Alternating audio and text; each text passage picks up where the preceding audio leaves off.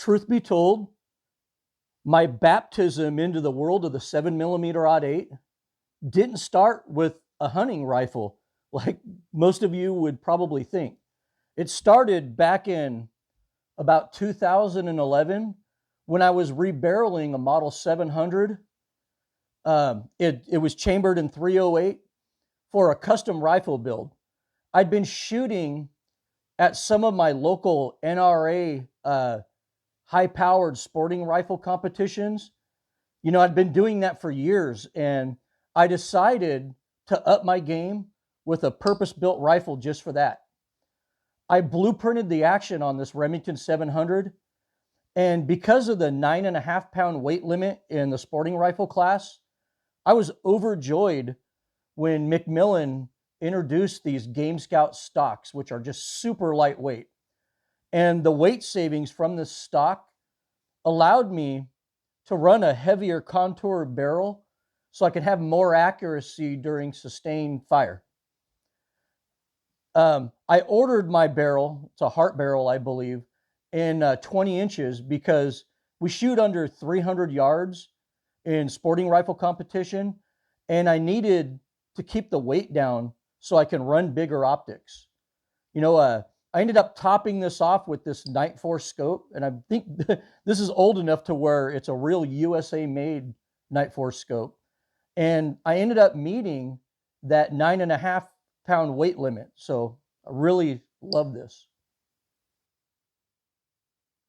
After doing lots of research, I decided to chamber this rifle in 7mm-08 Remington. And I ended up winning numerous matches with this rifle and the 150 grain Sierras, and then the AMAXs later on. As everybody I competed against switched to the 6mm and 6.5mm cartridges, my 7mm-08 just kept winning matches. I absolutely fell in love with this rifle and the 7mm-08 cartridge. Since that time, I've built several other 7mm-08 hunting rifles, and I've had a fantastic 10-year relationship with this great cartridge.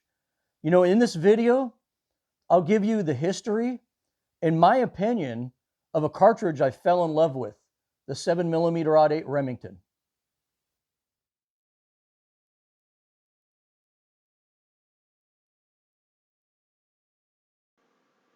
The 7mm-08 began life in the late 1950s when reloaders began necking down 308 Winchester cases to 7mm. This wildcat was known as the 7mm-308. The 7mm-308 Wildcat remained popular until Remington legitimized the cartridge in 1980 as the 7mm-08 or 08. Remington chambered their Model 700 and Model 788 rifles for the new 7mm-08 cartridge. Truth be told, the 7mm-08 is the ballistic twin of the 126-year-old 7x57 Mauser, with the old Mauser having a slight edge in powder capacity. But unlike the 7x57 Mauser, the 7mm-08 easily fits into any short-action rifle, which makes it the perfect 7mm for a light, short action. Remington envisioned the 7mm-08 as being the ultimate target shooting cartridge for silhouette and high-power competitions, but that never really materialized, and the hunting community would be the first shooters to embrace the 7mm-08.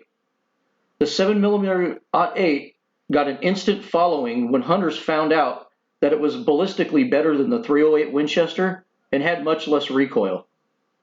Yet, the 7mm projectile still delivered plenty of weight and is capable of taking the same exact animals. Many gun owners in the 80s and 90s had that Red Dawn fantasy firmly implanted in their minds. Regarding most rifle purchases in those days, recreational shooters tended to gravitate towards cartridges used by military and police. In those days, many NATO countries still used main battle rifles chambered in 7.62. As a result, 308 has been the best-selling and most prolific full-power rifle cartridge for the last 40 years. After we rolled past the new millennium, Buzzwords like ballistic coefficient and sectional density became household names. Target shooters started realizing that smaller caliber, lower recoil, high BC loads were better. Hunters started borrowing some of the target shooter's mentality, but still wanted a good amount of energy delivered to game animals at ethical hunting distances with controlled expansion bullets. It was at this time that the 7mm-08 experienced a huge resurgence in popularity. This is the point where hunters began expecting and accepting the fact that the 7mm-08 was superior to the 308. The 7mm-08 has better ballistics and noticeably less recoil than the 308. Today, the 7mm-08 is going strong among hunters and seems to be gaining in popularity. In their quest for more velocity, Hornady, Nosler, and Winchester keep creating new cartridges that are highly inefficient and create a lot more recoil. But in the end, this isn't what hunters want. Cartridges like the 7mm-08 embody what the modern ethical hunter wants. The only real controversy with the 7mm-08 is its name. Just to give you some background, the reason I call it the 7mm-08 is because in the late 90s, maybe 98, 99, I was talking to some Remington reps, and they were bringing up how they hunt with this cartridge, and the Remington reps called it 7mm-08. So that's what I've been calling it ever since then. And it kind of makes sense, because "aught" is basically a bastardized American version of the Old English word "not," which meant zero or nothing. But, Americans have been using the word "aught" for zero for, the last 120, 130 years. We have cartridges like the 30-06. So "aught" means zero or nothing in American terminology, not Old English terminology. But when you say "aught," you're referring to zero, to the number zero. And it makes sense because O, when you say 7mm-08, O is a letter, not a number. But then again, you can argue that the parent case for this is 308. Therefore, you use 08, 7mm-08. So there's arguments both ways. I'd say about 50% of the people out there call it "08," and 50% of the people call it 08. But there really is no wrong pronunciation. And like I said, Remington reps I've talked to, and it's their cartridge, called it the 7mm-08. So that's what I call it. But I don't think there's a right or a wrong way to say it. But really, either way you pronounce it, we're kind of just bastardizing correct terminology anyways. When you say "aught," it's a bastardization of the word "not." And when we say "O," it's a bastardization of the number zero. So, it's just, maybe it's an American thing. I know when you buy a Mustang GT, you don't say, "hey, it has a 5.0 in it." You say, "hey, it's a 5.0. So we like to interchange the terms a lot. But like I said, there really is no incorrect way to say it.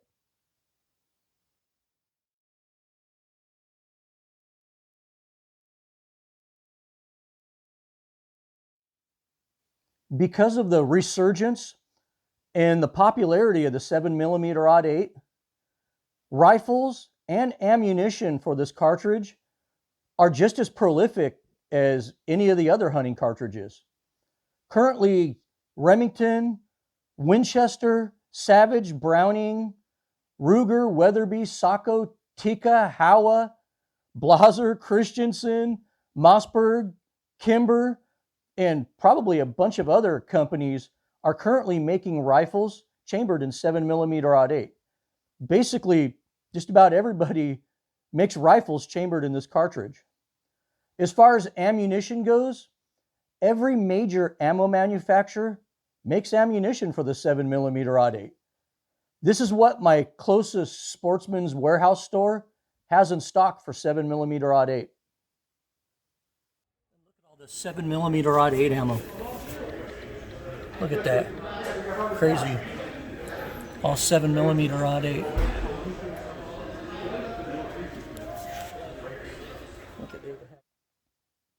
As you could see, people who claim that the 7mm-08 isn't common are just flat out wrong. It's actually a very common cartridge that the firearms and ammo industry strongly supports.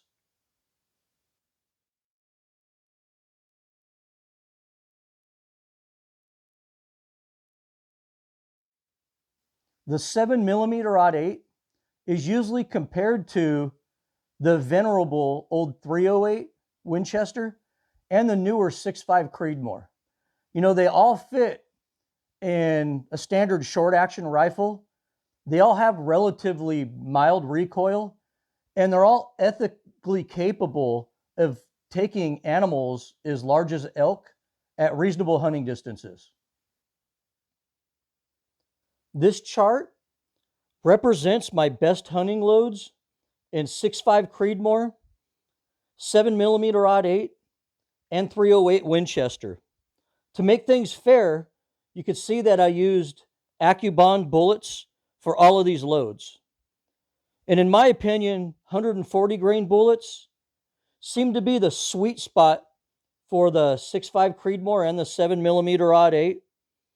And the 150 and 165 grain bullets are the most popular hunting bullets for the guys that use the 308. So that's what I used here in my comparison. Also, to make it fair, all of these rifles have 22-inch barrels on them. If you're wondering why my chart only goes to 350 yards, well, that's because this is a hunting channel and we compare bullet performance at ethical hunting distances. Usually, the distances I like to review cartridges are within the maximum point blank range of that cartridge with a 3 to 4 inch maximum ordnance. So if you want 1,000 yard target shooting data, my channel's probably not the place for you. Also, all of these loads represent my high accuracy nodes that I got with each load. You know, these aren't regurgitated numbers from a reloading handbook or somebody's bullshit numbers they posted on a long range hunting forum. These are real numbers I get with my actual loads. And these aren't worth it. You know, a lot of people are going to comment, Desert Dog, I get my 6.5 Creedmoor with the 140s, and I'm going to get 7mm-08 guys that say, I get 2920 with my 140s. And, you know, but it isn't about that. These are my high accuracy nodes, the type of load that you're actually going to go hunt with. So that's what we have here. As you could see, ballistically, the 7mm-08 beats the 6.5 Creedmoor within 400 yards in every category. But the 7mm-08 only has 1 foot-pound more recoil, which is basically going to be unnoticeable to most shooters. I hate to tell people this, but as a hunting cartridge, the 7mm-08 is better than the 6.5 Creedmoor. The 7mm-08 also hangs with the 308 when you compare the exact same bullet weights. These are both 150 grain AccuBonds right here. But the 7mm-08 does it with less wind drift and with 2 foot-pounds less recoil. I also threw some 165 grain 308 loads in because this is a very popular elk load. I think that Randy Newberg might use this load right here. Not sure. I think that's what he uses though. But you could see that the 308 does have the advantage of handling heavier bullets better, and thus delivers more energy downrange, but really not that much, to tell you the truth. But the 7mm-08 is going to have a lot less drop and a lot less recoil. Most people believe that a rifle bullet should be hitting with at least 1,500 foot-pounds of energy to ethically kill an elk. And some hunters want their bullets to hit with about 1,800 foot-pounds of energy for elk. This is why I really don't consider the 6.5 Creedmoor to be a great elk round.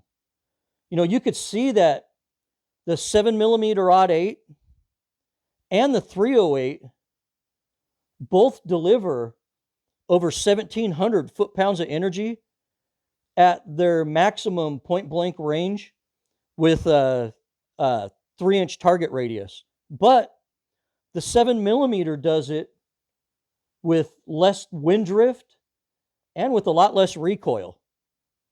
I can confidently say that within ethical hunting distances, the 7mm-08 is a better hunting cartridge for deer and elk than both the 308 and the 6.5 Creedmoor. And I know what you're saying to me. You're saying, Desert Dog, what about the 7x57 Mauser? And yeah, I agree, that's a great cartridge. But for comparison here, this is the 7mm-08, this is the 7mm Mauser, and this is a 30-06. As you know, the 7mm-08 fits in a short action rifle, a rifle with a short action. The 30-06 needs a standard, or what they call a long action. And you can see that the 7mm Mauser is right in between those two. It basically doesn't work very well, especially from a reloader's perspective, in a short action. So just about all modern commercial rifles and modern custom rifles chambered for the 7x57 are in a long or standard action rifle, not a short action. So a lot of people really like the short action. From a reloading perspective, you are going to get a little bit more velocity out of the old 7mm Mauser just because of the increased case capacity, mainly due to its length. But from an efficiency standpoint, I believe that the 7mm-08 is a more efficient cartridge than the old 7mm Mauser. And by that I mean, if you load to the exact same velocities between the 7mm-08 and the 7x57, you're going to use less powder to get the same velocity with the 7mm-08. So that's basically the differences here. But don't discount the old 7x57. It's a great cartridge. And for all intents and purposes, these are ballistic twins.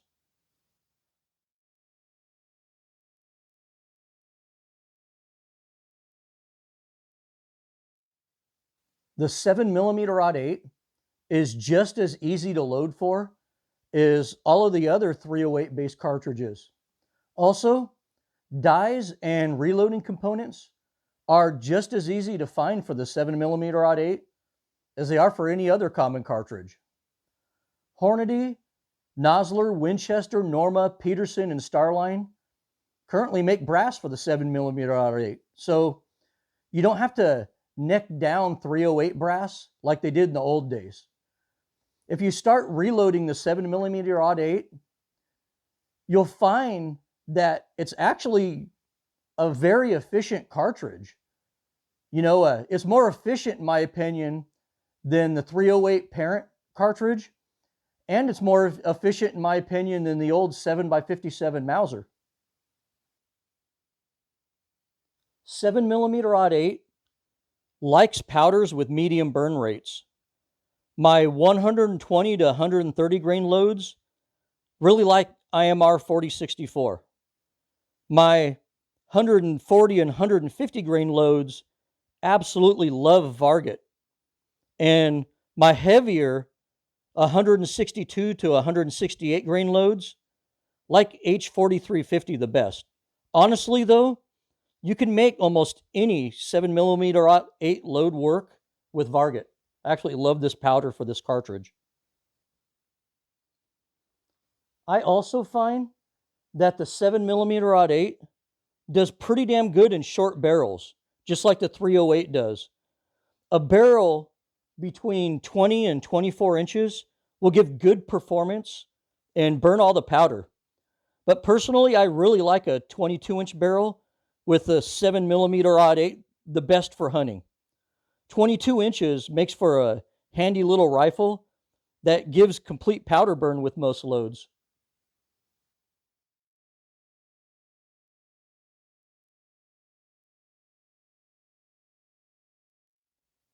If you want a cartridge that hits hard enough to ethically kill an elk, has mild recoil and muzzle blast, fits in a short action, doesn't need a long barrel, and is really easy to load for, you can't go wrong with the 7mm-08. The 7mm-08 is suitable for everything from pronghorn up to elk. In fact, I consider the 7mm-08 to be the perfect elk cartridge for recoil sensitive people. My boys cut their teeth big game hunting with the 30-06, just like I did. But if I could do it all over again, my kid's first big game rifle would have been chambered in 7mm-08. Surprisingly, a recent trend I've been seeing over the last 5 years or so is experienced hunters switching from their magnums to the 7mm-08. You know, when a guy hunts for 35 years with his 300 or 7mm magnum, then throws him to the back of the safe and buys a 7mm-08, that should tell you something. Wisdom is when you realize that you can have a lighter, handier rifle that recoils a lot less, but is still ethical for taking elk. There's really nothing not to like about the 7mm-08. Well, I hope you found this video informative and entertaining. Be sure to hit subscribe if you find my content worthy of your subscription. You can reach me with any questions or comments at desertdogoutdoors@gmail.com. Well, as always, thank you for watching and good hunting.